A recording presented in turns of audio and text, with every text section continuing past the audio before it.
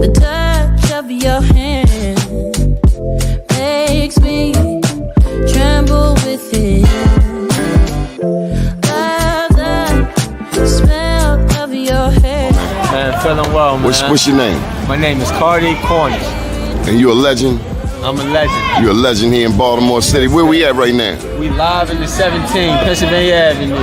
The legendary Pennsylvania Avenue. Man, the last time I saw you here, you were doing something just across the street here. What were you doing? Oh yeah, I had some food left over from an event. We brung it out. We fed a couple of people, man. Why you do that? Nice soul food. Why you do that? Man, the love that God has shown me in Christ, man, it overflows. That's how it overflows. That's right. We got more than we can use. Already was high within San Antonio, Winchester community, but the age group is getting younger. Children under the age of 18 being murdered in San Antonio has a high peak right now. So our goal is to catch the children. And as time goes by, I know I'm in a Damn. You going hard, man. You going hard on that man today. So what do you think, Mr. Mayor? You got manufacturing right here, helping our young people despite all of the challenges in the city of Baltimore, right here on North Avenue. No, it's really about the growth. Just knowing being there when they were down in Fort Covington and seeing how far it's grown. Like you said earlier, like getting the Sorbet, where we got the Sorbet at the beginning, but now being able to, when I'm at Cannon Yards, get it, or anytime I'm down at Harbor Place to get it, and folks to not even know, but they gonna know now that like this is coming from young people in West Baltimore, right there in West Baltimore on North Avenue, where they think nothing great comes from, but they can see it in what the young people do. It's the things that you do. Here on the Pike, Mississippi, with our very dear friend Floyd Mathis. A beautiful town, just leaving Algiers, which is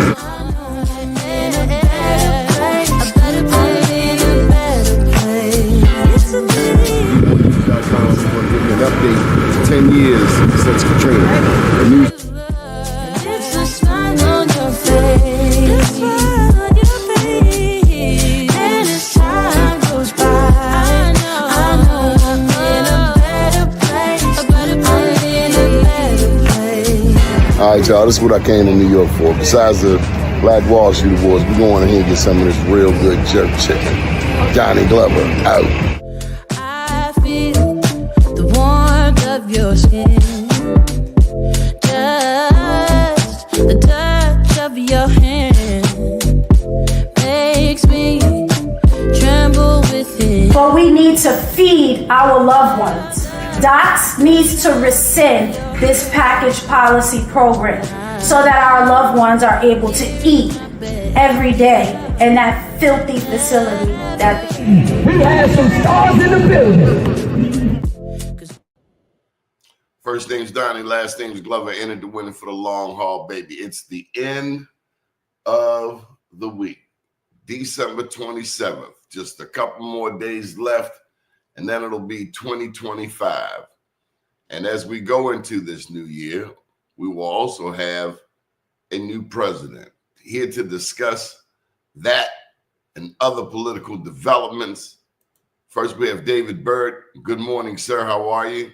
Good morning, Doni. How are you? Merry Christmas, Happy New Year to you and everyone, all your listeners. Yes, sir. Happy holidays to you too. Attorney Robert Dashiell. Good morning, sir. Good morning, Doni. Good morning, David. How are the both of you? Very good, sir. Very good. Good to see you. So let's start with let's see who's the elder here. You never have any question about that. Otherwise, why are you trying to start something just before the new year? Okay. Mr. Burns, you got to cut your camera on. I'm not sure what's going on. There you go. Okay. All right. We also have Rodney Burns. Good morning, sir. Good morning. Good morning, gentlemen. Good morning. Rodney. Good morning, Rodney. Merry Christmas. Happy New Year. Merry Christmas, brother. Well, Rodney, let's start with you. We know who the elder is, so we also know who the junior is. Well, what's happening with you? You've covered the White House. Yes, sir. What's your forecast for 2025? Man, I saw a clip of Trump. I saw two clips of Trump this past week, and he sounded sensible.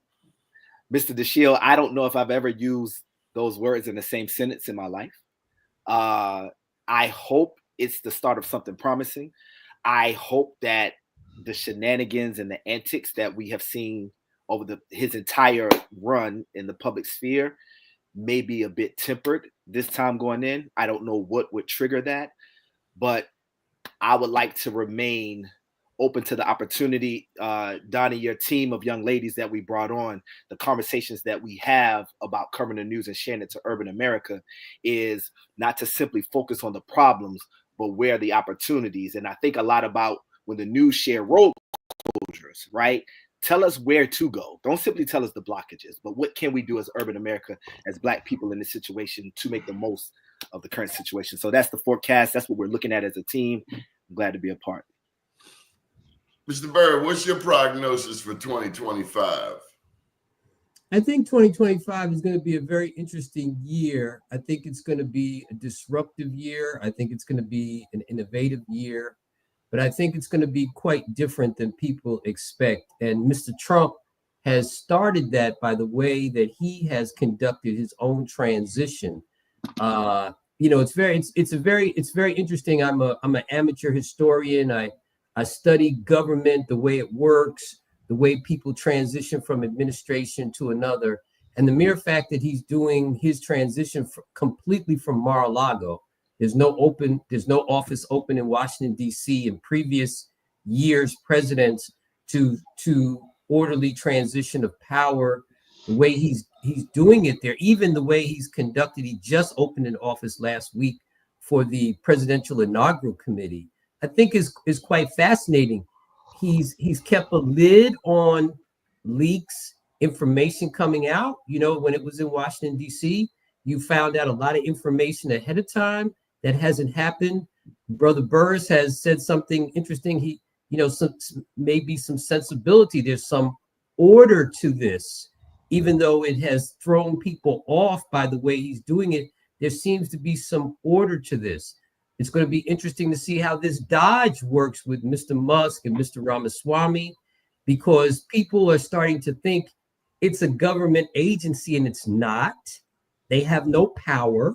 They're not even a commission under official government standards. The only thing that they can do is offer recommendations. They have no formal authority. It's going to be interesting to see how that works. So I think 2025 is going to be interesting. It's going to be disruptive. It's going to be innovative. Do you think there will be room for Black people? Yes, but Black people are not going to. Yes. First of all, to answer your question, yes. The second part of the answer is Black people are not going to be able to sit back and wait for the game to come to them. As always, they are going to have to be disruptive and innovative in the game. Every time Black people have gotten involved in something, whether it's a Donnie Glover, whether it's a Wilt Chamberlain, whether it's in football, whether it's a Michael Vick, they bring certain abilities and certain talents that change the game. Black people are going to have to look at politics like as any other business and be disruptive and innovative and change the game. There's room, but you're not going to have to. Don't wait for an invitation. Just walk in. Just make your presence known. Mr. Dashiell, your thoughts? I agree and disagree with almost everything that's been said. Trump is not the issue. Steve Bannon is, and Steve Miller is. I think that watching Trump is like trying to see where the P is in the shell game. We know he's a chameleon. You can't believe or trust anything that he says. But the people behind him, the Steve Millers and the Steve Bannons and the Oath Keepers, those are the ones that pose the greatest threat, not just to Black folk, but to poor people and to America generally. The reason why he's conducting his transition from Mar-a-Lago is that he doesn't want to disclose where the money's coming from to pay for it, unlike every other president has done. He has not availed himself of the $10 million from the GSA to cover the cost of transition because he doesn't need it. because of where the money's coming from and who's providing it to him. I think that our challenge is as American blacks, and I have to and I've come to that nomenclature advisedly, trying to figure out something that I could refer to myself as that nobody else was going to claim because nobody else could prove that they were entitled to it. So I prefer now to be an American black, not Black American, because that includes Elon Musk. Not Negro, because that's too pejorative. I chose that last time we were on the air. I've changed. But but the fact is, we've got to agree as a people on who to follow, who's the leader. We've got to stay focused on what our objective is, not just going asking or demanding anything. We got to know where we're going so that we'll be sure when we get there, if we do. And I don't think we're going to get there in my lifetime. I'm okay with that. I'm okay with that. I'm not vain enough to think if I don't see it, that means it didn't happen. So I think that our goal, America owes black people a debt. That's what we got to stay focused on. I'm not going asking for anything. I'm saying pay your bill. Pay your bill. I don't want to talk about anything else. I don't want to talk about Ukraine. I don't want to talk about South Korean troops. I don't want to talk about anything. Pay your bill. First things first. If we stay focused on that, and if we choose the right leadership, then we'll be just fine. We'll be as fine as we can be because our position is always a struggle. It's not just a struggle for us, it's a struggle for anybody. Because government doesn't exist for the Trumps and rich people. Government exists to protect people like you and me. They don't. What the hell do they need government for? And Dodge has as much power as Trump wants to give it by executive order. He is the king. Here's a guy that wants to take Greenland, thinks it's for sale. He's a guy that wants to take the Panama Canal, thinks he can go and just take it because he wants it. Here's a guy that wants to annex Canada and Mexico. He's no small threat, but we know what their playbook is. It's already laid out in Project 2025. We know what the playbook is. It's never changed. We're the one. We got to stop acting like we forget. And we got to remember America owes American black people a debt, in my opinion. Doni, can I ask Mr. Dashiell a question? Sure.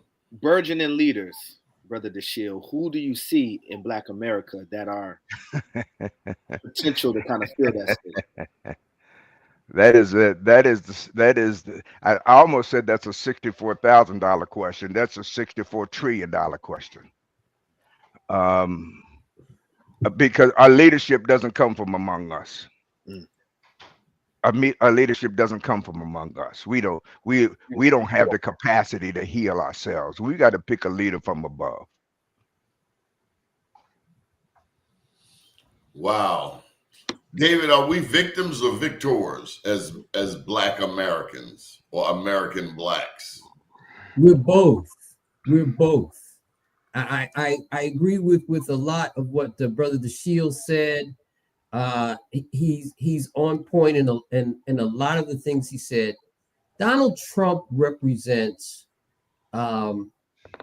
America imperialism of another time.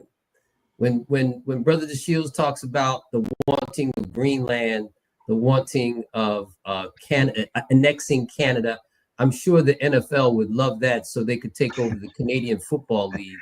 When he talks about those big things, that's in America, the Panama Canal. If you know the history of the Panama Canal and Theodore Roosevelt, and then the fight to give the Panama Canal over to Panama during President Carter's administration.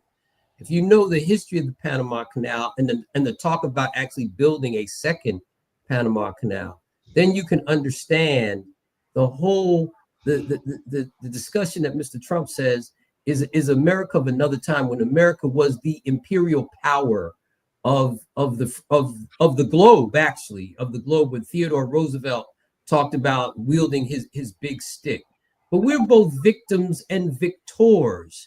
And the reason I say we're both, because of what I said earlier, we're innovators, we're disruptors, but we're also, a lot of our folks are victim of traumatization, are trapped in a cycle where they can't pull themselves out. And like Brother Dashiell is not just us. There's a lot of people trapped into that cycle. We aren't the only ones. You know, it'd be easy to point, you know, it's just like we always said, they demonize Black people on welfare. Well, you know, if you just look at the numbers in this country, there's more white people on welfare than Black people, right? Just look at the numbers, right? So we're not the only ones that are trapped here, right? There's a large part of the rest of the population that are trapped as well. But what we have to do is we have to focus on the basics. Again, it's a return to the basics. We've got to get our kids, our folks retrained. We've got to get them into STEM careers. You know, there was a great article, Donnie, that appeared about 10, 15 years ago, and you can look it up on the web. But I just remember the title of the article. The title of the article was, "Are Black People Obsolete?" Right? Because the whole notion of the article was we were brought here to do the labor and the back-breaking work of this country. But once it went into automation, once it went into industrialization, where machines are doing the work, and look where we are today, machines are actually doing the thinking for people, right? Where does that leave us today? I still say the same thing that our folks from the Harlem Renaissance, our folks coming out of slavery did, is that we become the innovators and disruptors. Look at what HBCUs have done to provide the majority of the Black middle class in this country, right? HBCUs survive. You've got look at what the state of Tennessee has done to the HBCUs there. They owe them something like $4 billion because of disparity between them and the white institutions. But yet we continue to innovate, we continue to thrive, we continue to build, and we have to keep doing that. We have to take advantage of the opportunities out there today and keep moving. And I'll give you one example. A lot of HBCUs have land. One of the biggest things that are needed in this country today are AI-powered data centers. Each data center is $1 billion project. Why not build them on HBCUs? That's innovative. So the article by columnist James Klingman of the National Newspaper Publishers Association is featured in the Washington Informer down in Prince George. They're headquartered in Prince George's County, right, David? Yes. Blackonomics. Are Black people becoming obsolete? I got to share with you a few lines from that. Coalition building is the best way for Black people to make the kind of progress we need to make in this country, especially when it comes to economic empowerment. Some have posited that Black people are swiftly becoming obsolete. From the agricultural economy to the industrial and mass production economy, Black folks in some cases had it going on. Many individual Blacks did quite well with jobs and businesses in those areas. As we move through the technology information economy and now to the knowledge-based economy, the rules for survival have changed just a little bit more. Are Black people as a group becoming obsolete? Someone said all shoes have been shined and all the cotton has been picked, Mr. Dashiell, which suggests that Black people are no longer needed by white folks. Therefore, if we do not change our ways when it comes to business and job development, we will indeed become obsolete. Well, you know, the people who wrote that, Donnie, need to spend some time talking to Brother Byrd, and they will understand that the so-called progress in this country didn't happen with Black folks sitting on the sidelines. It happened because we did it. We were the Henrietta Lacks. We invented the GPS. We invented everything from the paperclip to the automotive engine to the vacuum cleaner to the refrigerator to the HVAC. We did that. That's why America owes us a debt. Not because we pick cotton, not because we cut tobacco, but because the invention, the progress in this country was made from the inventiveness that we came here with. They may have brought us here for the purpose of providing involuntary servitude, but that's not what we did when we got here. Not only that, but we got to remember that this country belongs to us too. our ownership didn't begin with the 13th and 14th Amendment. Our ownership began the same way they did, when our feet hit the ground. It didn't matter what part of the boat you got off of. You hit the same ground. Plus, we were here before. I put that aside for just a moment. Speak on that, though. We were here. We were here in the beginning. That's correct. White people are not indigenous anywhere in the world, right? We were here in the beginning. So don't be led by the traditionalists who talk about black folk as though history has moved beyond us. That we're not part of the future. We are the future. A major part of my role publicly, professionally, is to give us as a people permission to be different and better, right? So I do that through my work and my activities. My daughter was making Thanksgiving dinner this past holiday season, and she started using all of these contraptions, the blenders, the chop, all of these kitchen tools. Mm-hmm. It gave her the opportunity to create dishes that we hadn't seen. She's a culinary professional. She's over at Morgan. She went to Carver, got all of her licensing. She enjoys being in the kitchen as a professional. This past time, she was doing some extra things. We as a people have to look at what's coming down the pipe, look at the trajectory, see these trends, look at the AI.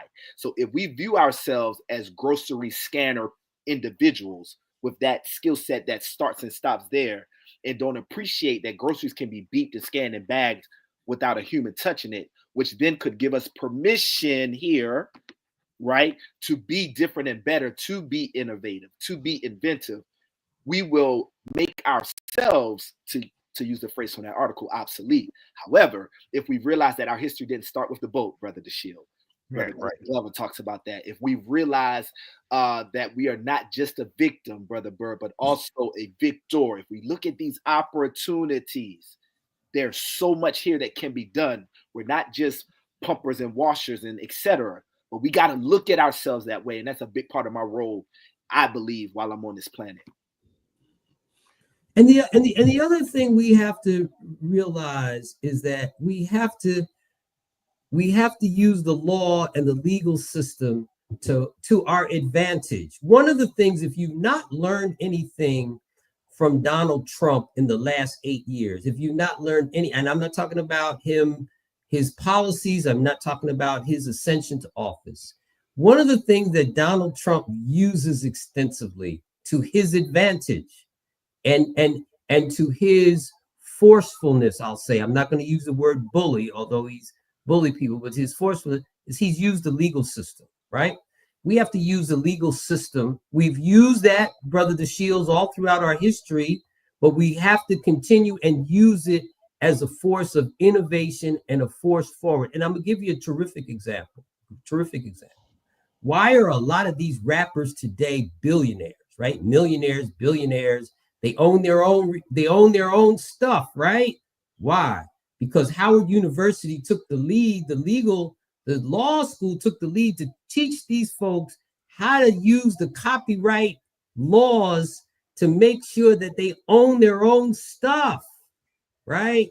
So we have to continue to do the same, to use the legal system for the patents. As Brother Dashiell said, we've done everything from the GPS, the brother who invented the traffic light, everything in between. The first cell phone was put together by a brother who put that together, right? We got to continue to do that. And we got to continue to, as Brother Byrd said, give ourselves permission to do things just to be doing them, not because somebody else said or they said you shouldn't be doing that. You know, this ridiculous stuff when I was growing up, black people don't swim, black people don't fence, black people don't do this, right? How many times did you hear that growing up? We don't play those sports, or we don't excel those sports, or that's whatever, right? Nonsense, right? Black people do everything, right? Because once we show we get into something, we are so disruptive that we begin to dominate it, right? Yes. So let's continue to do the same. There's nothing that should be off limits to our kids, to ourselves even. People are proving that they get into new careers in their 60s, 70s, and 80s. They're taking off and doing new things. And we should continue to do the same. I'm looking forward to the future. I'm looking forward to 2025 in the future itself, what I might do. I'm thinking about getting into teaching, right? I'm thinking about as I'm going into the end of my political and government career, I'm thinking about getting into teaching on the high school level because I want to help these young people figure it out. Rodney, have we put too many of our eggs as Black people into the Democratic Party? Yes.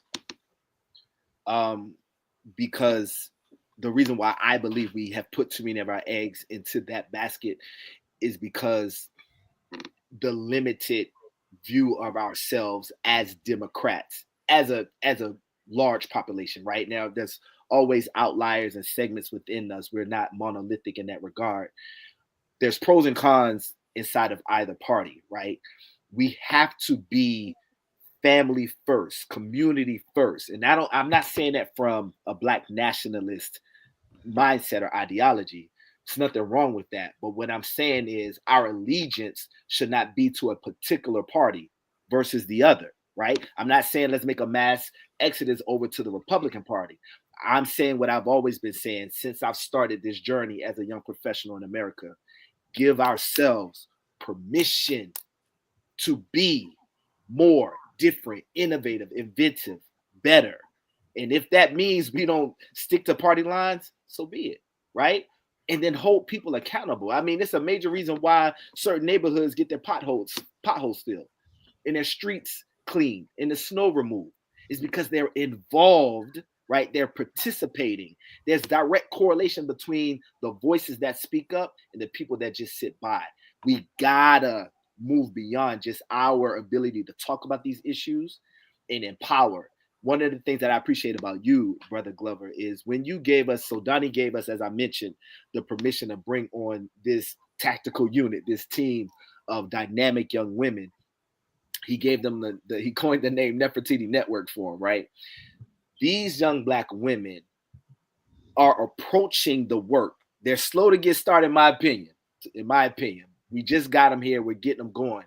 But gentlemen, they are looking at what's going on from the White House, what's going on in urban America, and how can they, from the position of being Black women, that voice, speak to their sisterhood in a way that activates. I think that's where a lot of the power could start, generating from. Mr. Dashiell, do you think we've put too many of our eggs as Black people in the Democratic basket? I think we've put too many of our eggs in the political structure that's been created in this country, period. I don't think we are Democrats or Republicans first. I think we got to be Black first, like everybody else. The notion that we have to be one or the other undermines the natural position that we should have. We're the only group of people that I'm aware of in the world that started a movement where at the end of the day, we were supposed to become invisible. We called it civil rights.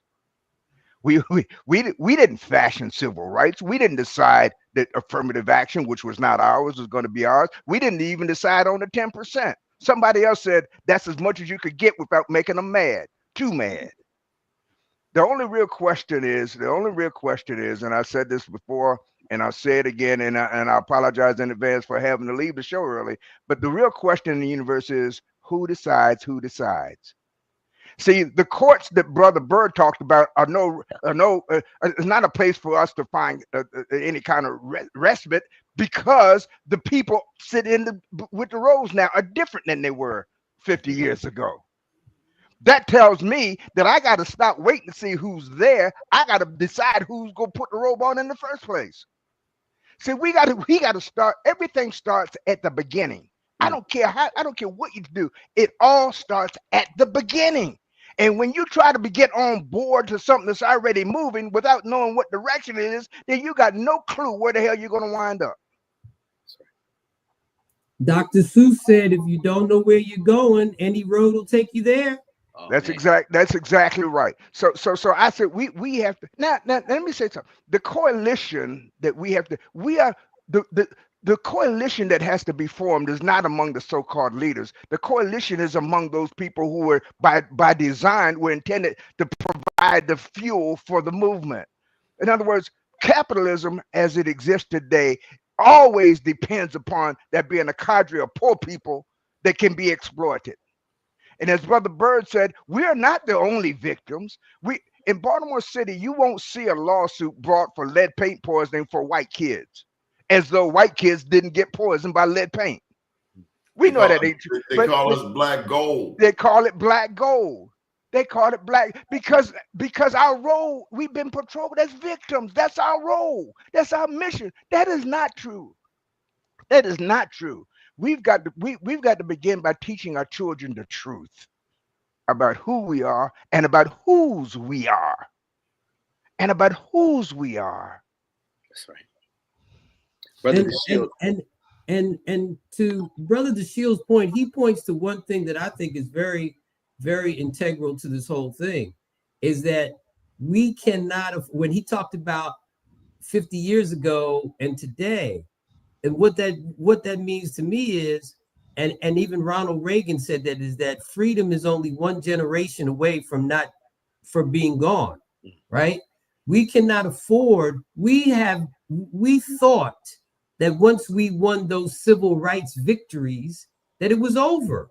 We didn't need to do anything more. And in fact, as Brother Dashiell said, that is just the beginning, right?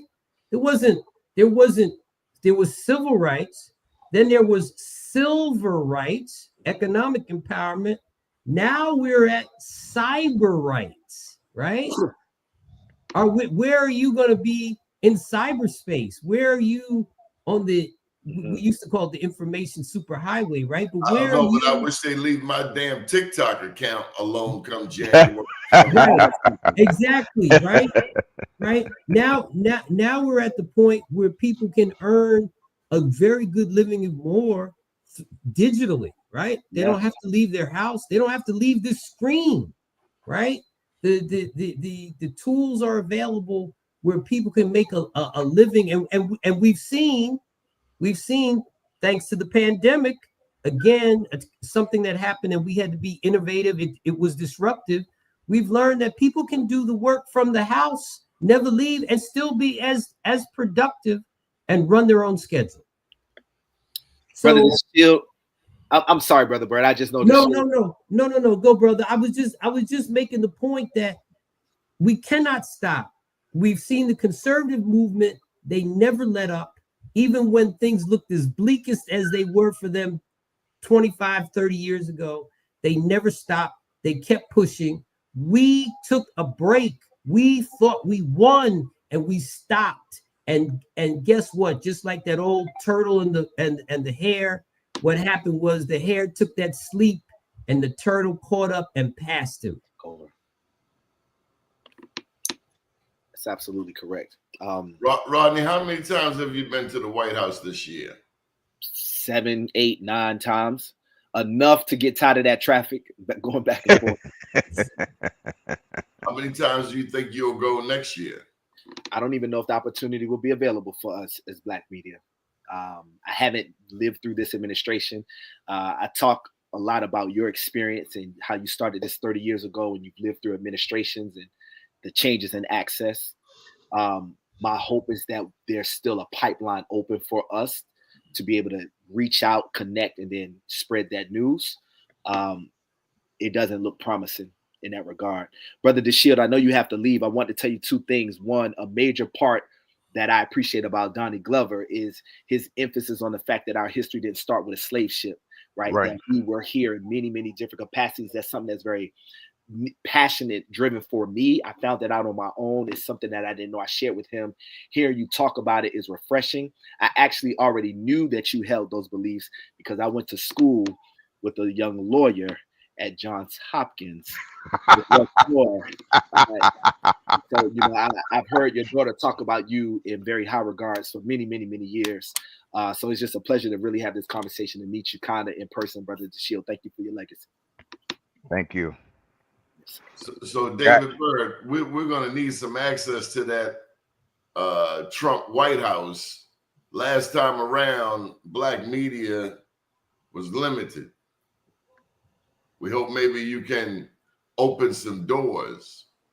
If I can, I will. I'm waiting for a call myself from them myself. So if I can, I will. And I've always done that during my political career on the other side of the fence. So if I can, I will. Another thing, David, you've been pumping out some articles. Tell us about that news outlet.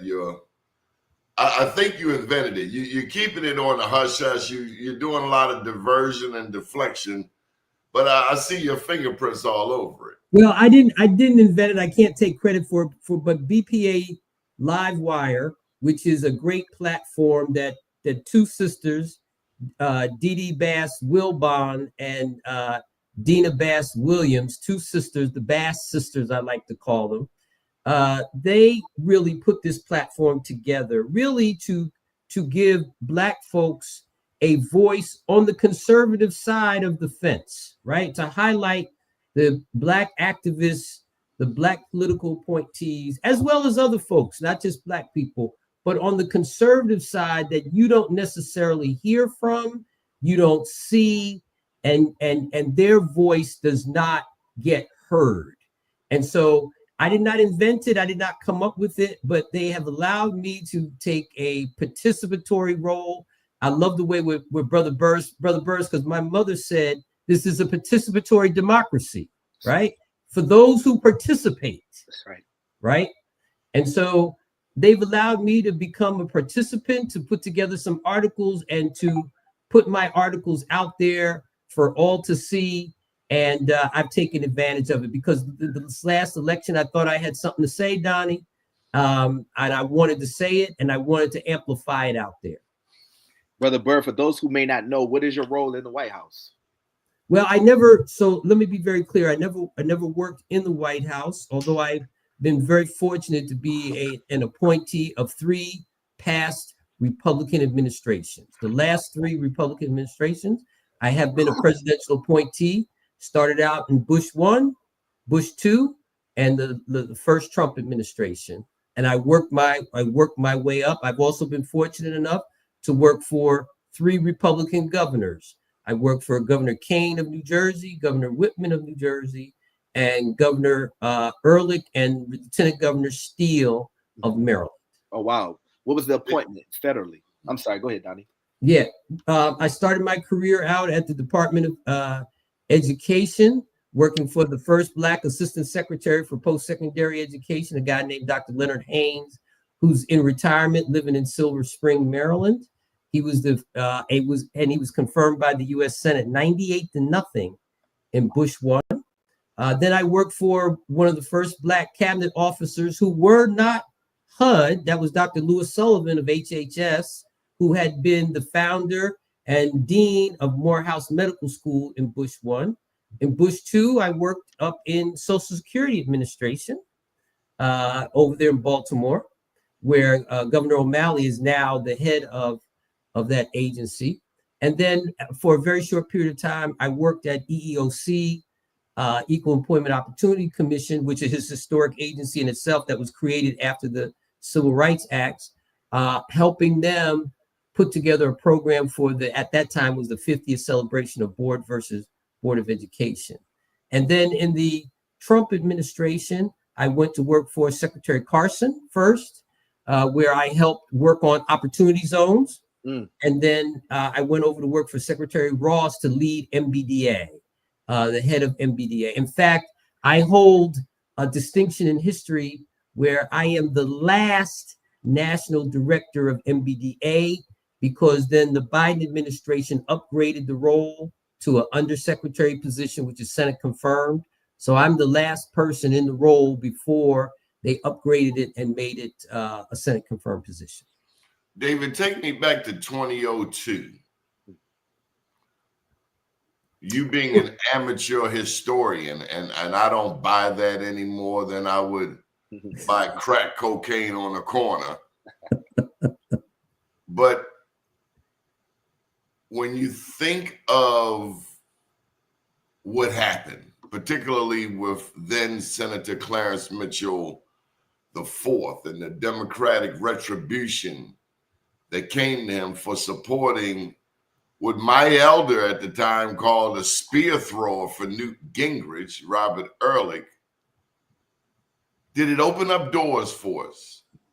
I think it did. I think it did, first of all, because I think if it wasn't for Clarence Mitchell IV and his family, first of all, what they did in Baltimore City and in Maryland in general, then there is no Michael Steele, Lieutenant Governor, which there and Michael Steele and Boyd Rutherford and Anthony Brown made it possible for Wes Moore to become governor, right? If you look at that trajectory, would have been no Anthony Brown without a Michael Steele. Would have been no Michael Steele without the activism of the Mitchell family and what they did for Black business, for Black economic empowerment in Baltimore City and throughout the rest of Maryland. See, you have to tie all that in together. You can't look at Michael Steele in a vacuum. You know, you look at him on MSNBC today, but where did he start? He started as the Republican Party chairman of Prince George's County when nobody wanted that job. Okay. He started, in fact, it was Michael Steele who fought against the redistricting plan of Mike Miller and others here in Prince George's County, and at a time when Black Democrats, Brother Burris, were afraid to challenge the status quo here in Prince George's County, and Michael Steele took them to court. Because Mike Miller was, in fact, a bully also. Yes, he was. Yes, he was.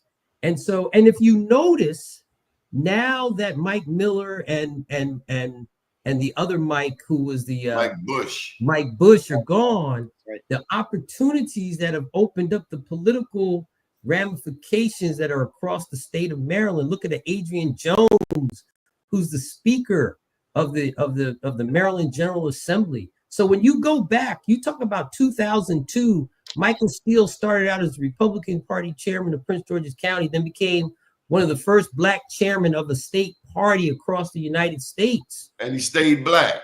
Yes, yes. And talked about Black business and talked about Black empowerment, right? And talked about all of those things unapologetically, as the title of Donnie Glover's book is, unapologetically, and became one of the most popular figures in the state of Maryland, right? People like and Michael Steele benefited off Wayne Curry, right? There you go, right? There it is, unapologetically Black. So those things have made it so where we are today, where you have this great opening, Calvin Ball, who's the Howard County executive. Okay, so we're moving beyond our realm, our neighborhood, our community, where we're moving across state lines, nationally, right? We're in places, Brother Burris, that people used to say we aren't supposed to be. Howard County, Frederick, Southern Maryland, right? All across the way in Virginia, we may have the first Black woman governor, right? And she may be a member of the Republican Party. And she's originally from Jamaica. Let me tell you something else that happened back in that era. There's a young lady named Dawn Flight who came on the scene. Now her name is Dawn Flight Moore. She's the first lady of Maryland. Absolutely. Yes, I met Sister Dawn. She's doing a great job. She started off advising Kathleen Kennedy Townsend, who would not listen. No, she didn't. In fact, thanks to Kathleen Kennedy Townsend, she gave Michael Steele an opportunity. Because if you know the story, which Donnie does, and I'm sure you do, Brother Burris, I don't know about your listeners, but it was the Black Caucus of Maryland had cut a deal with Kathleen Kennedy Townsend that she was supposed to, some people could have, I don't know if it was supposed to be Ike Leggett, that's what I was told, but she was supposed to pick a Black man as her running mate, and she decided to pick a retired admiral who was a Republican who had to switch parties to join her on the ticket. And did y'all hear that? I don't know that they heard this. Mr. Byrd, please repeat that. This was the beginning of the Republican Revolution, where Maryland got its first Republican governor in 36 years, but it wasn't because it was because a Democrat did not do their job. Absolutely. Kathleen Kennedy Townsend, a descendant of a great political family, got caught up. Made a huge mistake. Damn right she did. She had cut a deal with the Black Caucus of Maryland, led by Al Wynn, who's now doing some great work in the lobbying world, making money, and that she was supposed to pick an African-American man as her running mate, and she did not. And in fact, he the said, Black I'm not Caucus, my father, I'm not my uncle. That's Step right. back. That's right. And wait a minute, Donnie, but the Black Caucus was so upset that she didn't keep her word. They were supposed to take a group picture with her and distribute that throughout Maryland, and Al Wynn canceled that. He canceled that picture because she went and picked a white man who was a retired admiral who had Charles R. Lawson. That's right, who had to switch parties to join her on the ticket. And that created the door for Michael Steele, because Bob Ehrlich then, because he was the next, because unlike the law now, you didn't have to choose your running mate when you filed for office like you do now. Bob Ehrlich turned around and chose Michael Steele. And the numbers bear it out. For the first time, up until this point, the Republican Party of Maryland had never gotten more than 5% of the Black vote. And with Michael Steele on the ticket, the Republican Party got 15% of the Black vote. The numbers speak for themselves. Numbers speak for themselves. History changed in Maryland because Bob Ehrlich's election led to the eventual election of Larry Hogan to become, because Larry Hogan was a cabinet member in Bob Ehrlich's administration. People forget that. And that led. He ran DGS, Department of General Services. No, Donnie, he was the appointment secretary. Who's that? Larry Hogan was Bob Ehrlich's appointment secretary. I was thinking about Boyd Rutherford. Yes, Boyd Rutherford also got his start. Yes, he did in the Ehrlich administration. And I tell you something else. You mentioned earlier, and I caught the term, and you used it. You spread it out. Innovative disruption. That's right.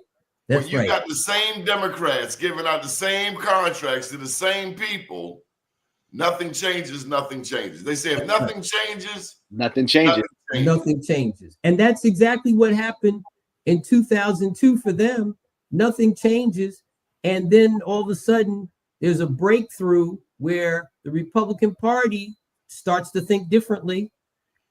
And you're right, people even coined the phrase, they didn't want Bob Ehrlich because they said he was going to bring the new Gingrichization to Maryland politics. That's what they said of Bob Ehrlich, right? Plus, he had that scary little fade, man. I mean, he really needed a barber to tighten that thing up. That thing, we're like, oh, who are you? But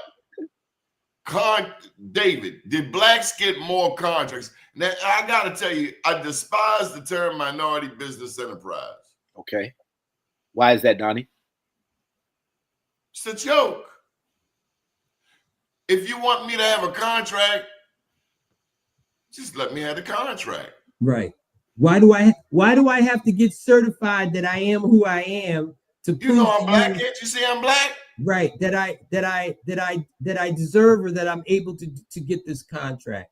And then we have, there's a whole bunch that's not that has to, it just doesn't work. One of the things that I fought for many years is reciprocity. If you're Donnie in Maryland and you're a black-owned business, why can't New Jersey accept that? Why do you have to get certified in Jersey to prove what you've already proven in Maryland and in Baltimore City?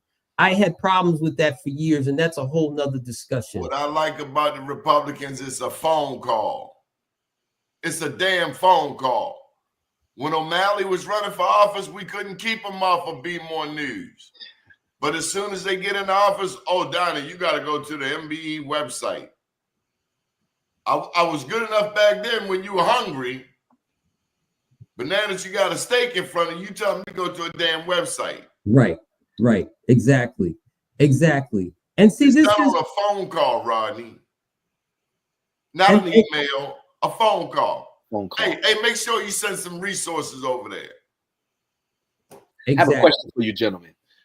When we look at Black leadership, we look at urban America, we look at the trajectory. Brother Dashiell was talking about getting behind a leader. Politically speaking,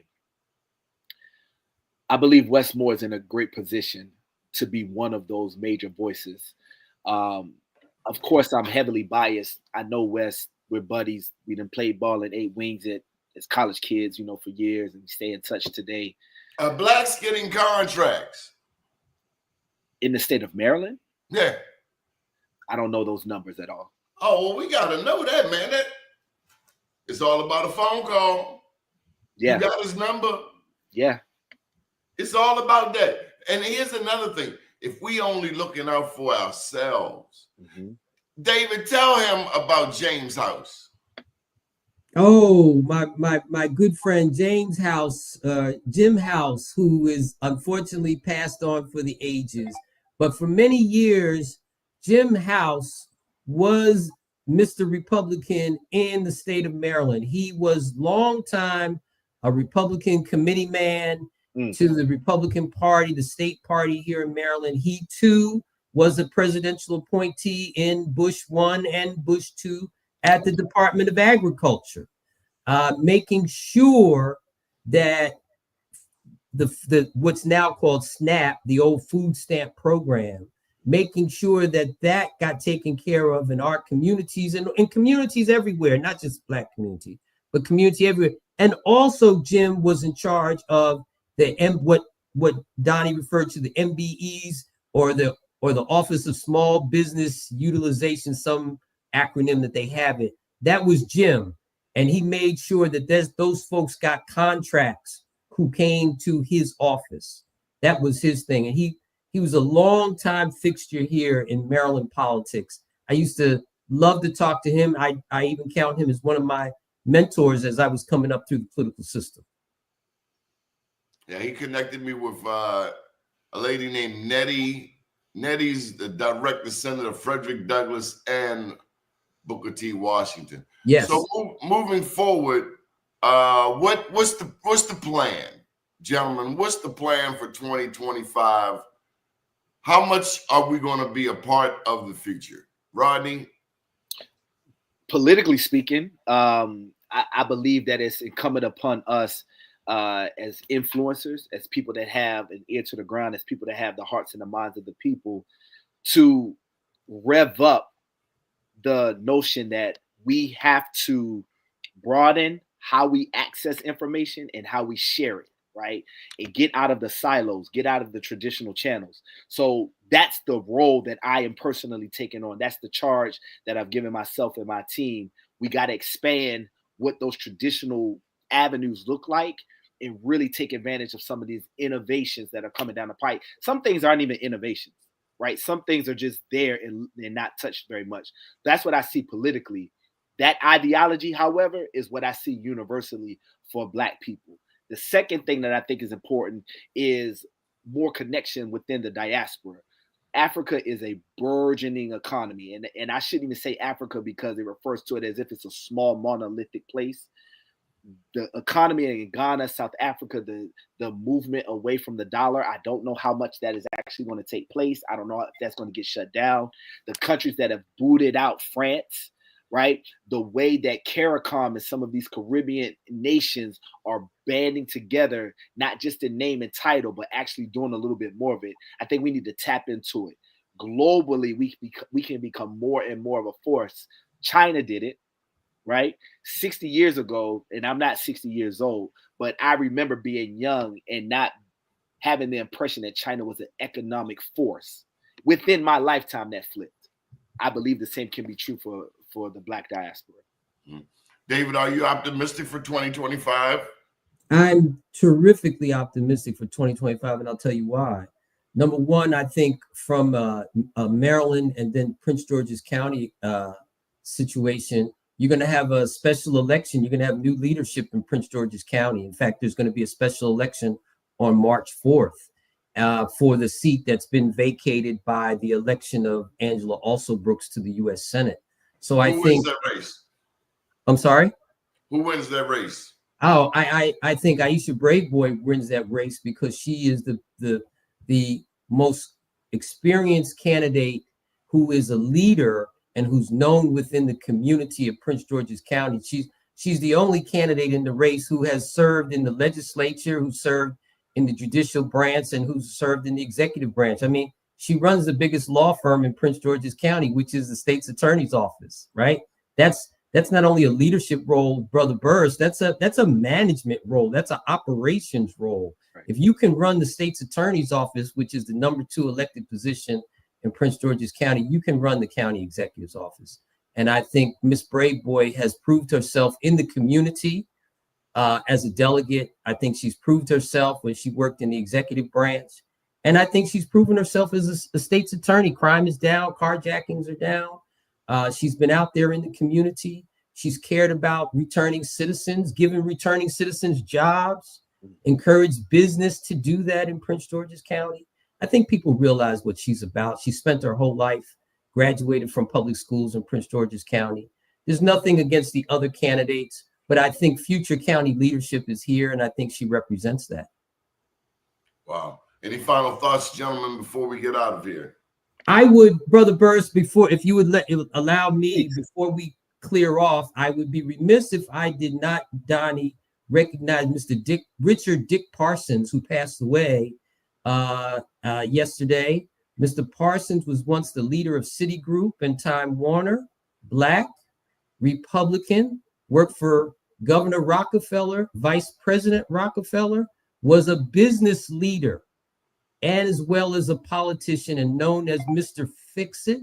His obituary is in the New York Times and the Washington Post today. I advise everybody who's watching your program to read about Dick Parsons. I got to meet him. He offered me some great advice early in my career. God bless him and rest in peace. Great job, Dick. Will Larry Hogan be making a run for governor in 2026? Only if he's bored. Do the Republicans have a bench? Not in Maryland. Rodney Burris, your final thoughts. I look forward to the expansion of Be More News, having more and more national impact. That's something that we are working on behind the scenes as well. Thank you for this platform, Brother Byrd. It's amazing to connect with you.